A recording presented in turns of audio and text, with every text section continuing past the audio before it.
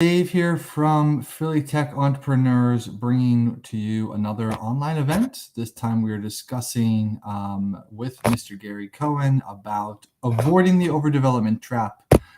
Gary has been an awesome member in the community for a while now, has been to events, has been on our podcast, just overall kind of contributing, engaged individual. And we're lucky enough that he also is an expert on things like agile, product development.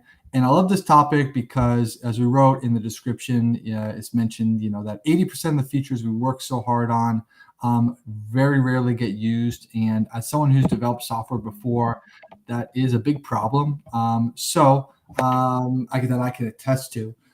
So, Gary, how are you doing today? I'm doing great. Very excited to be here.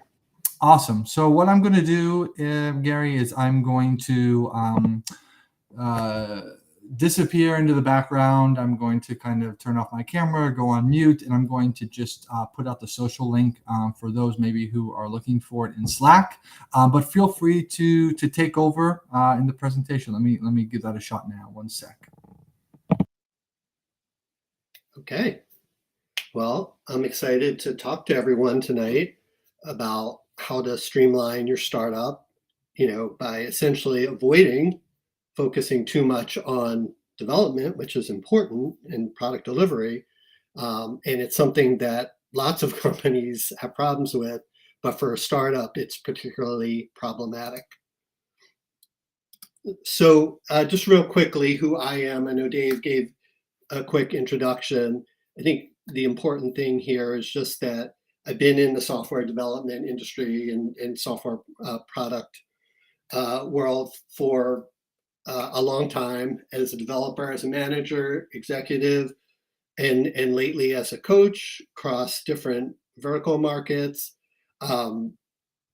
Everywhere I've gone, I've been able to help people think a little bit differently about how they work and create agility and high performing teams.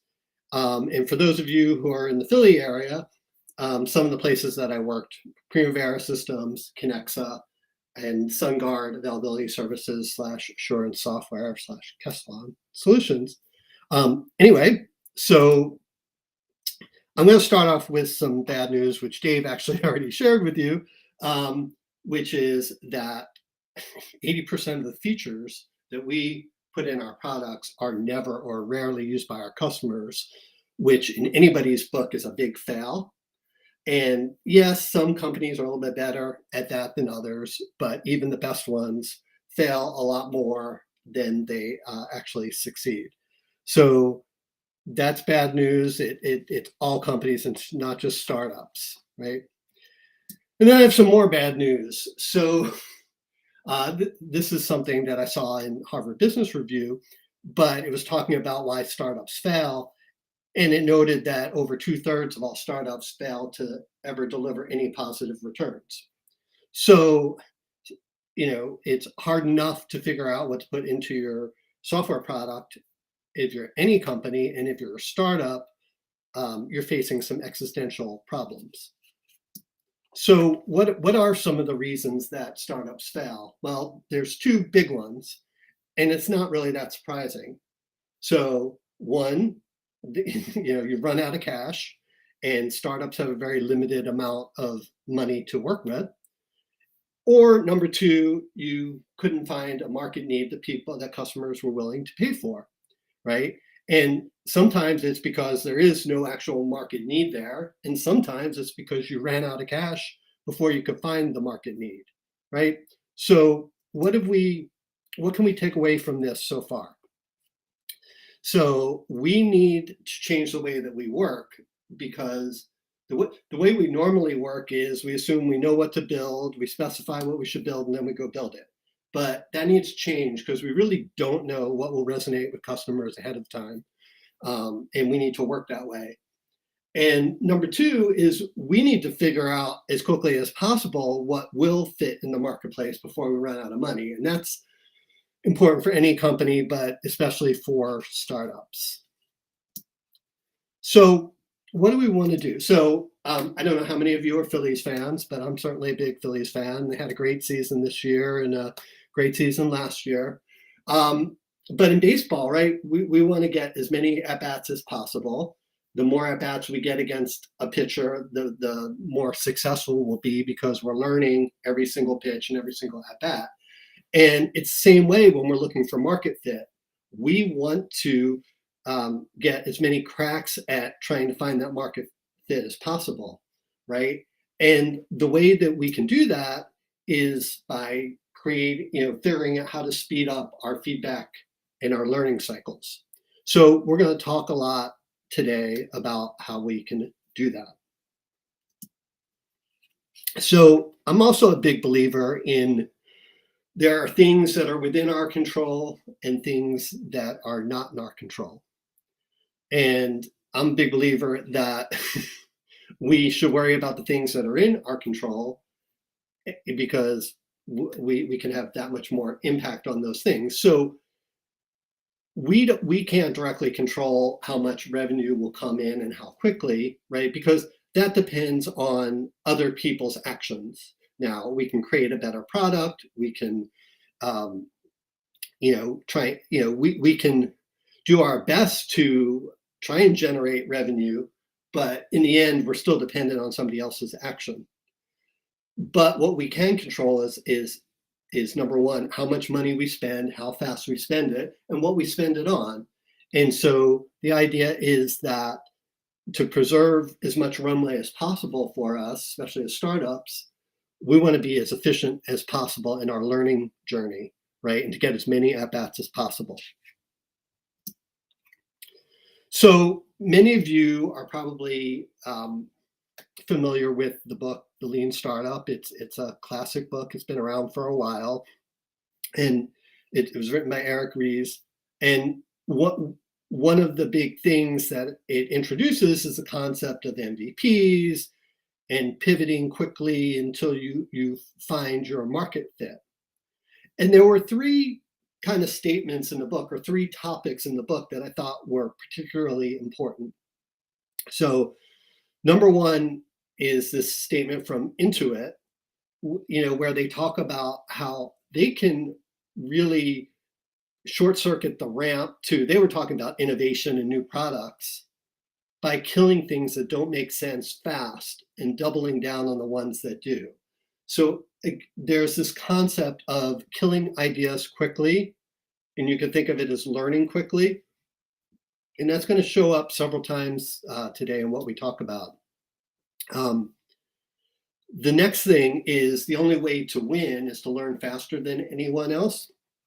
And I know that Peter Senge in the Fifth Discipline, he's talked about, the only sustainable competitive advantage for corporations is their ability to learn faster than others. And so that is what we need to get really good at, because that's going to get us to market fit faster, spending less money, and give them more time to start generating revenue. And then the third thing that I really liked from this book is that, when you put together a business plan and when you think about what's going to make your product or your feature successful, you're making a bunch of assumptions that I'm going to be able to attract people by doing X, right? Or I'm going to differentiate ourselves from others by this. And so you're actually making a set of assumptions that you have to prove that they're going to be true, and many of them may not be. And so the idea is that you deal with the one that's most important and least likely to be true, and try and test that and validate or invalidate that quickly, because that's going to get you to the point where you can kill bad ideas quickly, right? And then figure out real quickly whether something is viable and it warrants further investment. So even though, like, the MVP that's talked about in the Lean Stand-Up is a really important concept, MVP stands for minimum viable product, although that P can stand for other things as well. People often interpret it as, what's the minimal feature set I need to put in my first release of my product. And that's not necessarily always true, right? There can be MVPs where we're learning whether we have market fit or not, and getting customer feedback that aren't necessarily, products per se. And so the Harvard Business Review article that I referenced earlier, which said that 2/3 of startups don't ever generate any positive return. One of the big reasons that is that they talk about are false starts. When engineering efforts, there's too much engineering efforts before there's enough customer research. So we're focusing too much on delivery and not enough on finding the market fit. So another concept that I think is important for people to understand is this concept of jobs to be done. This was popularized by Clayton Christensen, who was a Harvard Business School professor, and he wrote the book, The Innovator's Dilemma, which many of you may be familiar with. And one of his proteges, Bob Moesta, took this jobs to be done to many Silicon Valley companies like Apple and others, I believe. And the whole idea behind jobs to be done is that the customer is hiring us to make something that one of their jobs that they need to do to make it, let's say, less sucky or much more pleasurable and easy for them to do. Or maybe it's even something that they really, really struggle to do and maybe can't do. And the nice thing about this jobs to be done framework is that it focuses on the right customer problem. It's not as concerned upfront with the solution, right? It's, because like half the battle is finding the right problem that has enough market potential, that's a big enough problem that will make it worth it to you when you come up with the right solution and can provide that to your customers. So it's a very important concept. And there's a couple things about jobs to be done that I think are very helpful. Is number one, jobs to be done generally don't change as fast as what feature we need to do or what specifics of the solution are. And so it gives us an anchor and a context as we're learning and trying to find market fit. It helps us keep our focus on the customer and the job they're going to hire our product to make easier for them. And so you focus on the customer problem and you focus on the outcomes. Am I making that job easier for our customers to do? And you can look at it on kind of in two dimensions. One is the importance of the job, like how important is it to the customer? What kind of impact is it going to have on them? And clearly, from a market potential, we want it to be something that's of great importance, of high importance, because, right, people will be willing to pay more money and more people will likely, have that problem. And the other axis that we want to look at is how satisfied are they with their current way to do that job? If it's something they can do without a whole lot of friction today, then they're probably not going to be that interested in finding a new way to do it. But if it's a real pain and there's lots of friction and it's real costly and they hate to do it, right? So low current satisfaction and high importance, people are going to be looking to you or one of your competitors to help them solve that problem. So it's jobs to be done is a good framework to help you focus as you're trying to find market fit. And one more thing on that front. So Ash Maurya he does a lot of talking about jobs to be done, and he has some excellent videos I've seen out there where he talks about the evolution of technologies and how new jobs to be done, kind of drive that evolution in high tech products.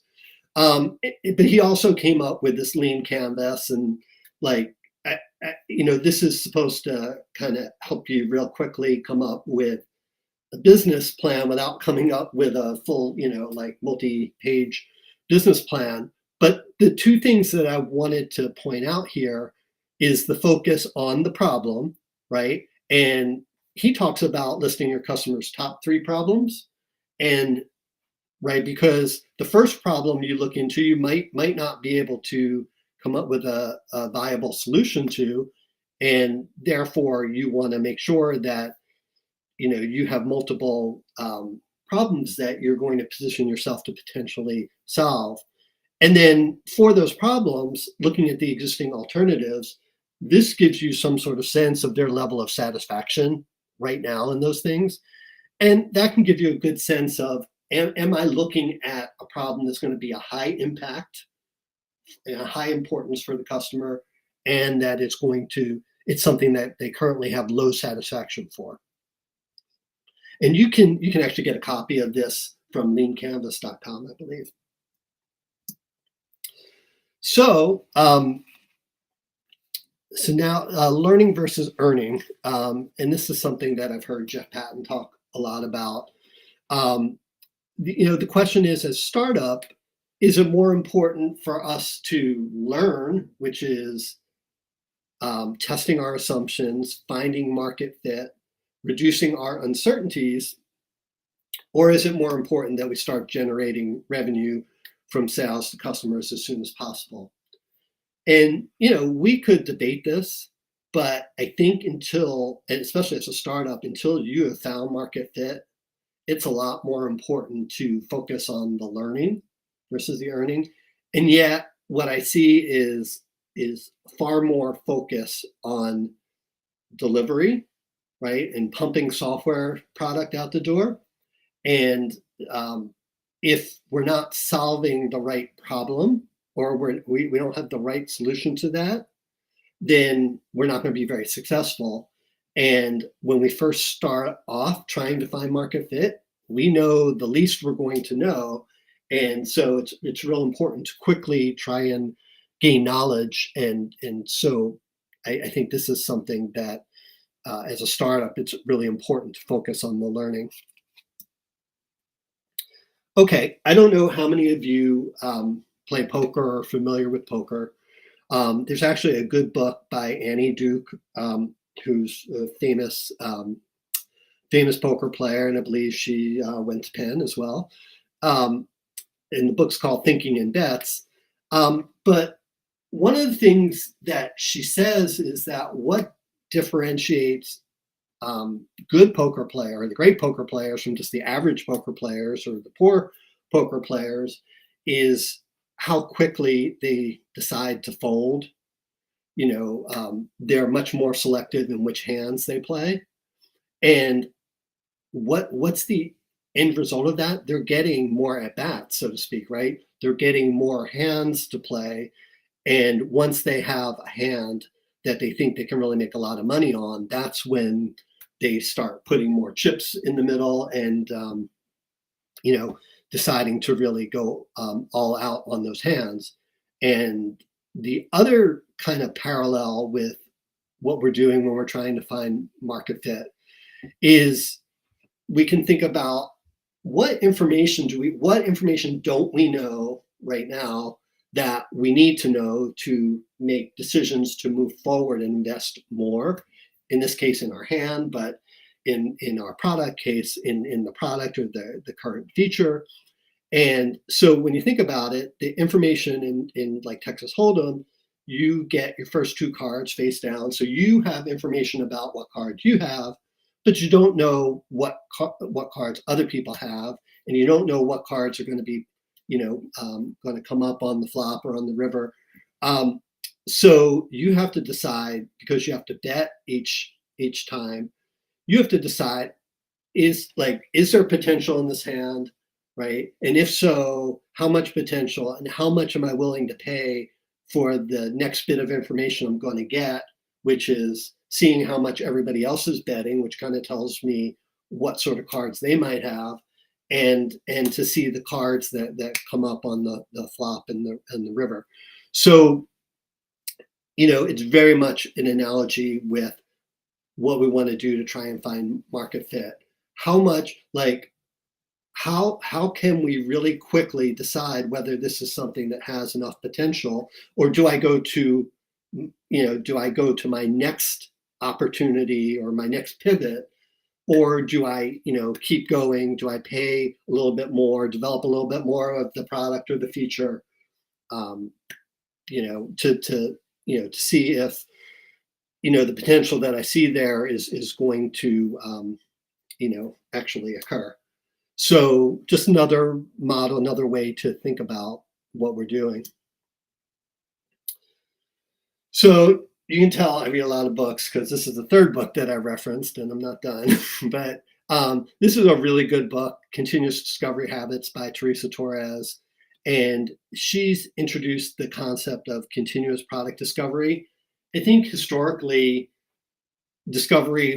product discovery was looked at as we do some research up front, and then we create requirements and the design, and then we hand it over to the engineering folks, and they take those requirements and they code and they deliver product.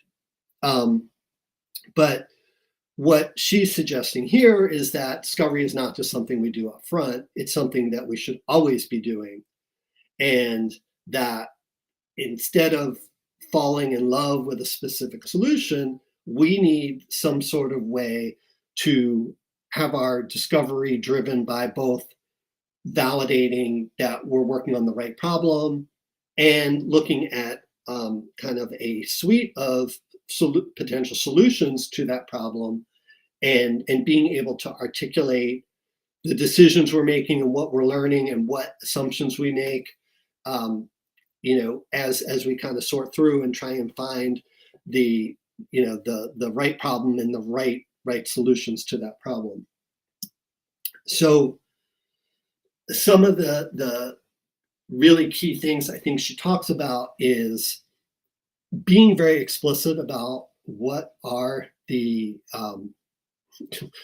critical assumptions. Like if this solution, if we think there's an opportunity here and we think this is a potential solution to it, what are the things that have to be true for this thing to be successful? And and we can rank them and say this is the most critical thing, or this is the thing that's most likely not to be true. And if it's not true, then we're not going to be able to make the solution viable. So, and then she goes on to talk about ways, like that we don't always have to go build a whole bunch of software to validate or invalidate that assumption. We should be looking for the quickest way to validate or invalidate that assumption. And again, we're seeing this trend of, getting the most at bats, being able to play the most hands in poker, right? It's the same thing. And the key is to get really good at figuring out what's the key linchpin to this particular solution idea, and then figuring out the fastest way. Can I do a limited experiment, and then infer from that whether or not that assumption or that hypothesis is true or not. Sometimes it does have to get put into working software to be validated, but what's the quickest way to put it in the working software so that we can get that information? And she introduced in this book the idea of opportunity solution trees, which I'm going to show you in a second. And the beauty of the opportunity solution tree is that it allows us to visualize the problem space and the solution space and all of our assumptions all on the same page, so to speak. And this is a sample opportunity solution tree. And you can see up top in the blue is the desired business outcome that we have. And maybe that's growing revenue by a certain amount, or finding 100 customers, 100 new customers, or whatever the case may be. And then we figure out what are the high level opportunities to try and do that. And that's by identifying customer problems, wants, needs, or opportunities that we can try and solve, that we think if we solve that problem for them, enough of them will will take action so that we achieve our desired business outcome. And because we start off at the high level with high level opportunities, we can break those down into smaller opportunities. For us to get to the big opportunity, maybe we would need to do X, Y, and Z. And so we can break up that into 3 smaller opportunities and so forth. And then within any particular lower level opportunity, there may be multiple possible solutions to that. And we may want to consider them all, but we're going to prioritize that into the ones that we initially feel is the most likely to succeed. And within each solution, we're going to talk about what are the critical assumptions that have to be true. And that's in the, when you get to the orange level, that's, we can design quick experiments to either validate or invalidate those assumptions. And the nice part is that, you can take this, like in a startup, everybody's probably already in the same room, and you can have it up on the board, and you can kind of quickly see where you are, where you might pivot, where you might want to dig deeper with customers and get more information to validate opportunities at the opportunity level, and things like that. In bigger companies, you can imagine, this would be a good thing to have a conversation when you're having periodic meetings with leadership who kind of want to know what's our status, where are we. This gives them a comprehensive view of all the things we're learning, all the things we need to learn, and where we think, we've identified opportunities to create products to achieve the desired outcome. So I'm going to share with you a personal anecdote. Very early in my career, back in the early 90s, which means I'm pretty old, I had the opportunity, I was working for a consulting company, and one of our clients was actually the National Football League.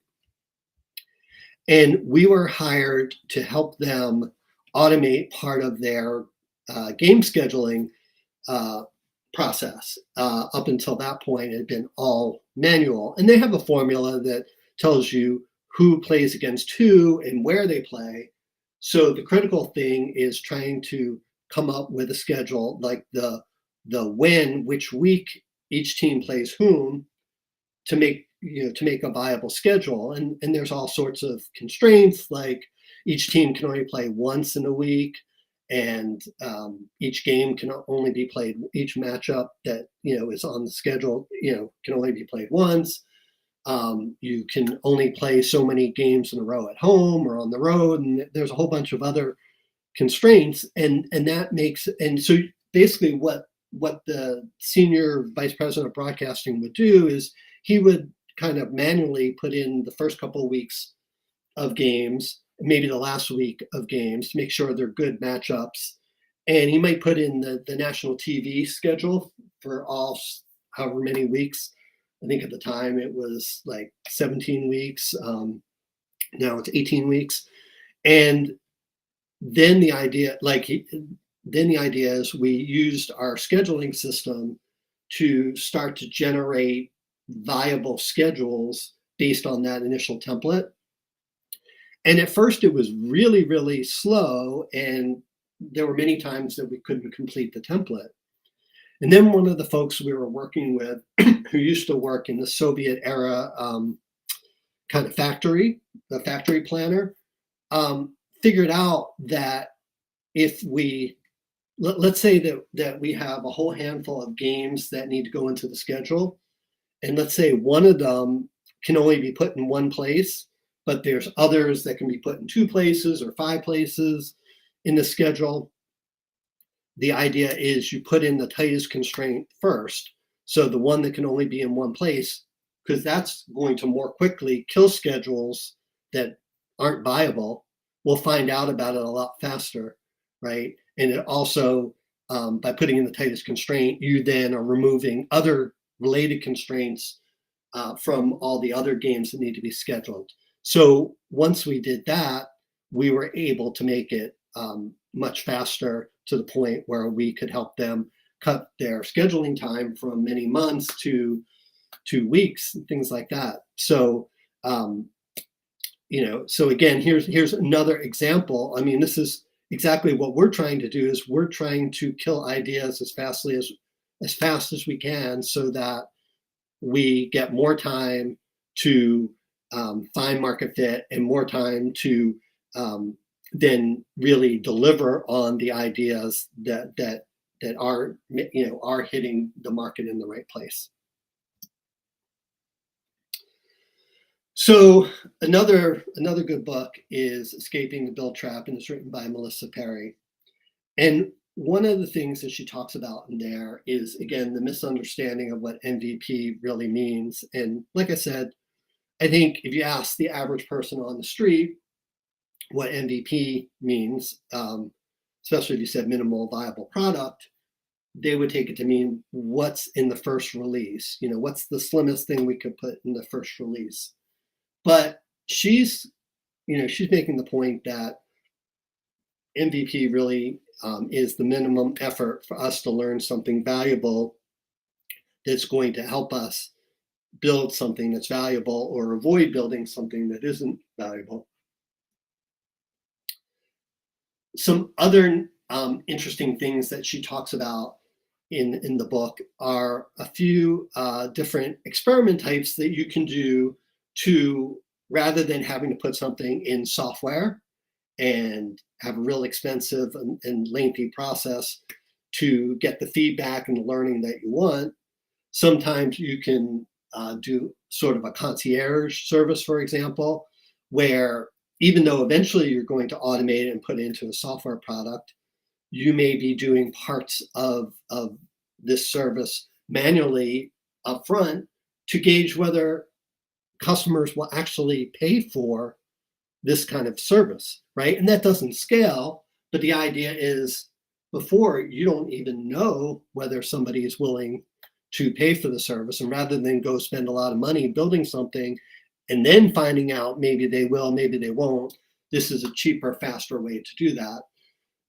There's also something called Wizard of Oz, which is kind of similar to concierge, except like in the concierge process, you're letting the customer know that you're doing stuff manually. Whereas Wizard of Oz is kind of behind the curtain, don't look behind the curtain. And, they don't really care how you're doing it, but you're basically behind the curtain is you're doing it manually to try and get quicker feedback on, whether the solution resonates with people and whether they're willing to pay for it. Another important thing that she talks about are creating user or usage metrics goals. So if we invest in this feature, this part of the feature, what are we hoping to achieve with this, and how can we measure that? What customer behavior are we looking at, and what's our hypothesis behind why we think this is a good feature to do? And the important thing is to do this upfront before you begin delivering on the feature, because upfront you can be objective and say, this is why we're doing it. A lot of times, if you've invested time to actually develop the feature, and then you're starting to monitor the usage, you might start to, let's say, fudge a little bit on your what's an acceptable usage metric to justify the investment that you just made. So it's a lot better to do that up front. And then the other thing, we've kind of heard this before with the jobs to be done. And I think Teresa Torres said this in her book too, is you want to fall in love with the problem. If you find a big, juicy problem, you find the right problem, you'll eventually be able to find the right solution, and you're more likely to be successful. We're not as good when we think we know exactly what the solution is, and we may need to iterate on our solutions. So keep the problem front of mind and make sure you have the right problem. Okay, so I may be dating myself. I'm not sure how many people have played the children's game Battleship. The general idea is that you have, let's see, it looks like 5 ships. that you need to place on a 10 by 10 grid, and your opponent's doing the same thing. And you take turns calling out coordinates of where you're guessing one of their ships is. If you guessed right, they will say hit. And if you guess wrong, they will say miss, right? And you take turns trying to guess where people's ships are until one person sinks all the other person's battleships. So I want you to imagine a couple of different scenarios. So imagine a scenario where while your opponent can make a move and then you have to tell him whether or not it was a hit or a miss, imagine if you had to pre-specify 5 moves, 5 locations without the benefit of any feedback. And it was only after that 5th move that you got feedback about all 5 of those, whether they were hits or misses. Who do you think is going to win that game most of the time, right? It's going to be your opponent because they're getting faster feedback than you are. And then let's take a totally different scenario where this time, instead of you both getting one move at a time, let's say that for every move that your customer or every turn your opponent takes, you get to take 2 turns, right? So in that scenario, you're getting feedback twice as fast as your opponent. Who do you think is going to win there? That's going to be you. And the reason why I bring this up is it's a very tangible way to see the benefit of speeding up your feedback cycles and to minimize the amount of time between feedback points that you get. And so that means driving down the cost and the time of both discovery and delivery. So we've talked about product discovery, which is kind of the front end. Am I working on the right problem? Some initial ideas about the solution, some requirements, or at least some context around the solution that we're looking for. Also usually included in discovery is UX, user experience, the design of at least the interface. And then we have product delivery, which is, okay, here are the requirements, here's what we want to do, and now go build it out, like all the technical side, the coding, the testing, and the deployment out to customers. And in the old days, it was very much an upfront product discovery and a very large discovery. And then we throw it over the wall, and then we code it, and then we test it, and then we deliver it. It has very long cycles, and we wound up not pleasing a lot of customers. And so over time, we've learned to kind of shorten our cycles a bit. But the other point I want to make here is that product discovery and product delivery are very related to each other. It's product discovery when you're finding out more about the customer and the problem and things like that, and it informs what you want to deliver. And then when you deliver working software and you can observe customers using or not using the product and seeing how they're using it, do they continue to use it, right? That gives you feedback for further product discovery. So they're very interrelated. It's sort of something called a polarity, which means it's not like one's better than the other. They both need to coexist. They both feed into each other. You could think of when we breathe, right? Inhaling and exhaling. They're both very important, and you need to do both of them, and you need to do it in the right balance. Otherwise you'll stop breathing. So just to reiterate, both discovery and delivery are really important. Historically, we've over-focused on delivery, which is understandable because in a lot of ways it's more measurable and tangible. And it's also, once we have delivered something, then we can start to earn revenue on it. So basically what I'm trying to get you to do is to kind of split that focus and make discovery and delivery a continuous process, not a one-off and a handoff. So they should be continuous and interleaving.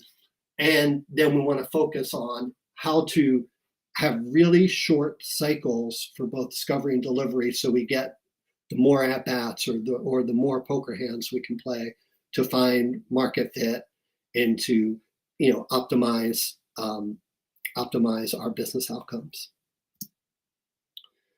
So just a couple of additional thoughts before we end up here. So cross-functional teams are really important, and I think with startups, it's probably less of an issue because anybody who's in the company is going to be working together and real closely.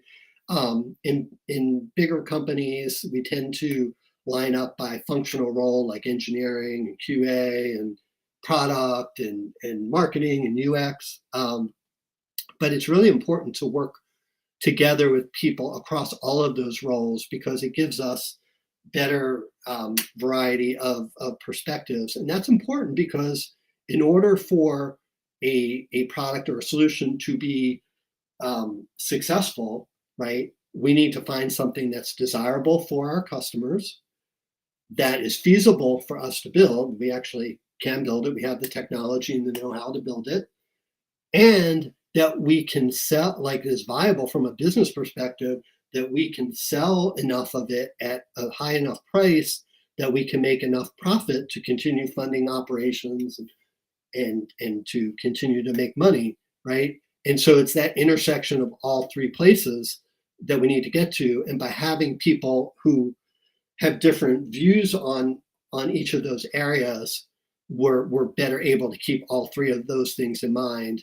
And when we have cross-functional teams, it's also easier to interleave discovery and delivery and to be really tight about the feedback between them. And then the other thing I want to emphasize is that it's really important to keep the customer in mind, or the potential customer in mind, for everybody, not just for the product folks or the marketing folks, but also for the engineers and the QA folks and the UX folks. Like, everybody should be thinking about the customer problem, the job to be done that we're trying to come up with solutions for. And the jobs to be done sets a great anchor for everybody that they can base all of their decisions around. And, I'm not saying that you always ask customers, what is it that you think we should build? Or, what is it that you need?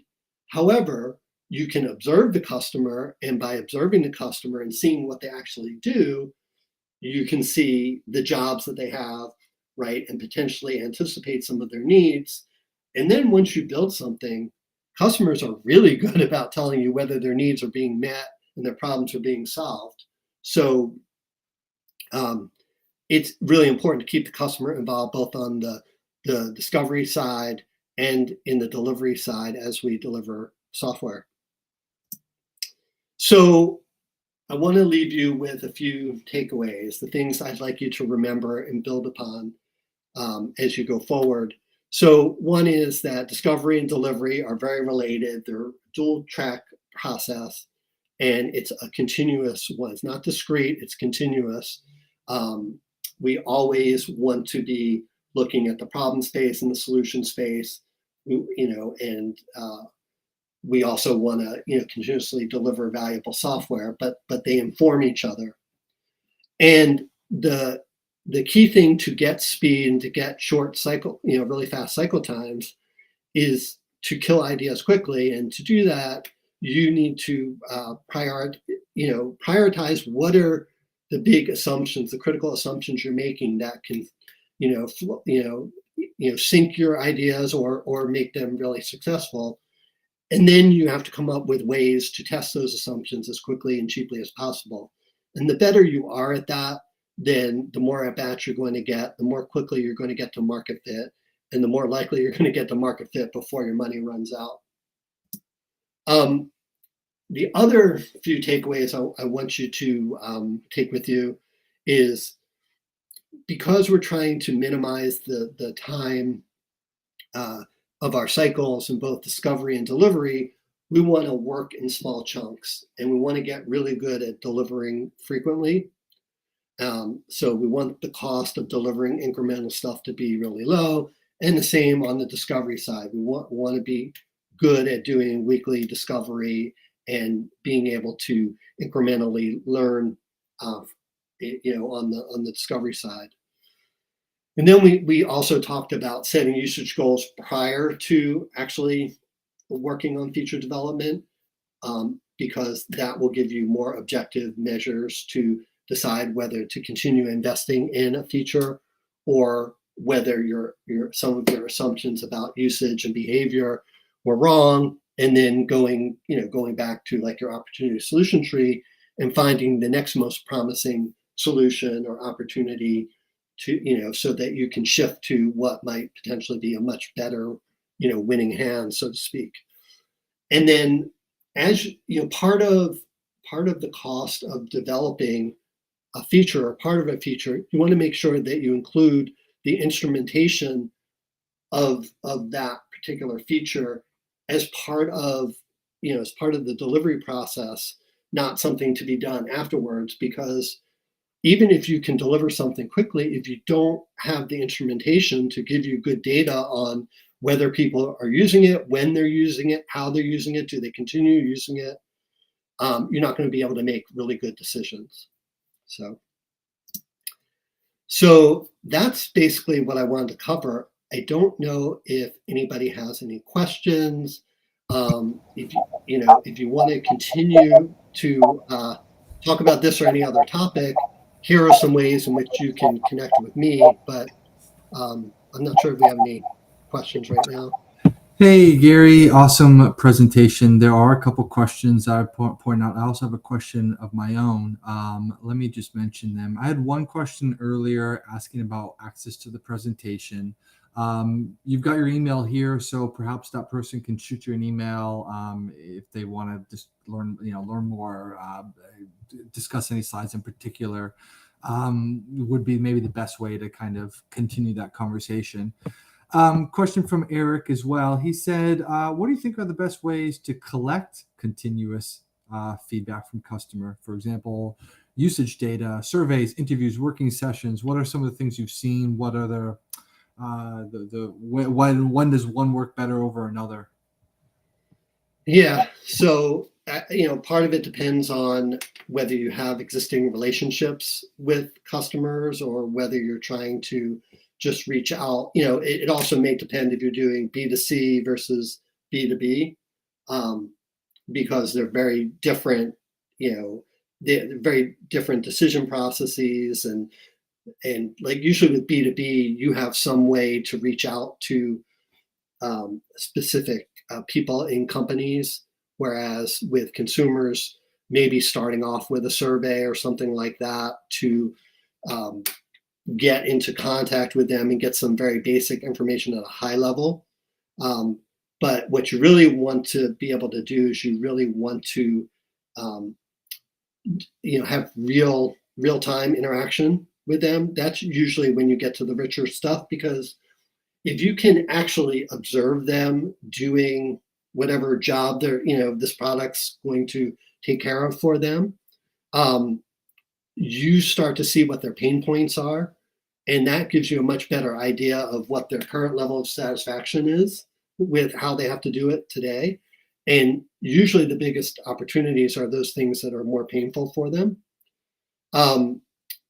So like if you don't have great relationships up front, then sometimes surveys are the easiest because it's easy to distribute them to people, and it's low cost on the potential customer side, right, to just respond to a survey rather than, hey, spending 30 minutes with us and we're going to show you some prototypes, or we want to see you do this or that. But that's what you want to build up to, because surveys only take you so far.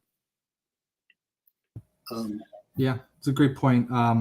Things, usage data, surveys, there's a lot of tools out there that will create videos of users using the app. Those are awesome to kind of get some ideas, to kind of uncover what problems might be there. But like you said, being able to kind of sit side by side with somebody and talk them through in the moment about the things that are kind of occurring to them and the mistakes they're making is really where you get like deep into it. Gary, I had a question. Something you mentioned several times throughout the presentation was kind of market fit, product market fit. It's kind of one of the big milestones that startups are usually trying to get to, the first big one, and it's why a lot of this learning takes place. How do you kind of define it? I mean, what is sort of your either a definition that you like, that you've read? How do we kind of know when we're there? What are we looking for? Well, number one, when you can articulate the job that you're being hired for in really succinctly, that's a good way to know that if that resonates with people, right, right away, and a lot of people, you get a lot of positive response to that. That's a good initial indication. But the reality is, you also have to be careful, because people may say that they like an idea, right? But there's two dangers there. One is, if you say, "Hey, would you like something that does this?" And they might say, "Yeah, sure," but you're not asking them, "Are you willing to pay $20 a month, for that particular thing?" And actually seeing people pay, and you can ask them, "Would you be willing to pay that?" And that's better than not asking. But the best way is to actually give them some sort of minimal service and see if you can get at least early adopters to pay a certain amount of money for it. That is the best indication. And not only do they use the software, but do they continue to use the software? And that's why the instrumentation's really important, so that you can kind of see that. I think also, when you start to get unsolicited, when you get early adopters starting to recommend it to other folks, and they kind of unsolicited come to you and try and say, "Hey, how do I get my hands on the software?" Right? That's another great sign that you've hit a chord with at least some subset of customers. And you may have to do more work. Like, early adopters are willing to put up with bugs and not fully functional features and things like that. But like, once you get to a certain point, then when you'll be confident by then that, hey, you've gotten the early adopters, and then you can start to focus in on what are the additional needs of kind of the early majority, right? Like, in crossing the chasm terms. Yeah. No, so it makes sense. So thinking about willingness to pay, client retention, engagement, those are all kind of things that I think contribute to the story of product market fit. Question from Matt. He wants to know about techniques or tactics for getting prospective business customers to talk about their problems when you don't necessarily have an idea to solve them. I mean, what's in it for them? Why are they going to give you this data? If something's painful enough for them, and you're expressing some sort of interest in relieving their pain, even if you can't give it to them tomorrow, right? I think if it's an important enough problem, remember, high importance and low current satisfaction with how they have to do it today, I think, right, keep your ears open, right? And people love to talk about they love to complain about things that bother them. And so I think, as long as you don't overpromise or anything like that, but just say, "Hey, like, if you had a magic wand, right?" I mean, that's actually a technique, the magic wand technique. If you had a magic wand, how would you like to accomplish this, right? And that gives you some sort. People like to talk about that because they feel like you may be willing to help them, right, and make their life easier.